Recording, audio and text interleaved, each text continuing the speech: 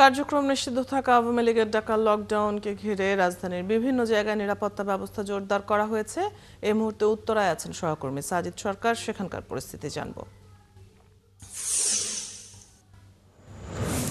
সাজিদ, উত্তরায় আইন শৃঙ্খলা বাহিনীর উপস্থিতি কেমন দেখছেন, বা এর আশেপাশের কোনো দলের কোনো কার্যক্রম কি আছে কিনা জানাবেন।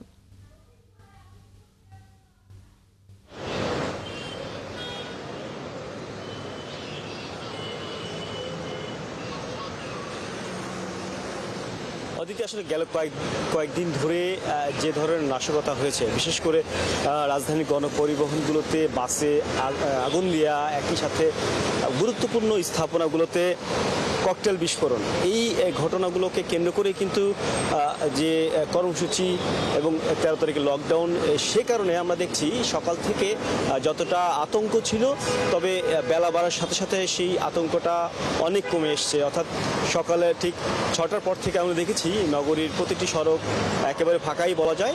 তবে 7টা থেকে শুরু করে 8টা পর্যন্ত ফাঁকা থাকলেও এর পরবর্তীতে ধীরে ধীরে গণপরিবহনের সংখ্যাও যেমন বাড়ছে, একই সাথে ব্যক্তিগত পরিবহনের সংখ্যাও বাড়ছে।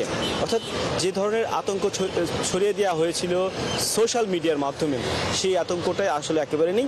এর কারণ আইনশৃঙ্খলা বাহিনীর সদস্যরা একেবারে তৎপর রয়েছেন, একই সাথে বিভিন্ন রাজনৈতিক দলের কর্মী, সমর্থক এবং নেতারা তারা কিন্তু বিভিন্ন এলাকায় অবস্থান নিয়ে তারা মিছিল করছেন এবং জনসচেতনতামূলক কার্যক্রম চালাচ্ছেন, যার ফলে একেবারে যে দুর্ভোগ বা আতঙ্ক ছিল, সেই আতঙ্ক থেকে অনেকটাই কিন্তু সাধারণ মানুষ বেরিয়ে এসে, এবং সাধারণ মানুষের মধ্যে একেবারে বড় ধরনের আতঙ্ক তৈরি করা হয়েছিল। সেই আতঙ্ক থেকে কিন্তু মানুষটা একেবারে রাস্তায় নেমে এসছেন। আর আমরা দেখছি যে এয়ারপোর্ট এলাকায় এই মুহূর্তে একটি চেকপোস্ট আছে, এখানে ব্যক্তিগত পরিবহন থেকে শুরু করে মোটরসাইকেল যেটাই আসছে সেটি তারা আসলে কাগজপত্র দেখা এবং তল্লাশি করা, জিজ্ঞাসাবাদ করা সবকিছু কিন্তু চলছে।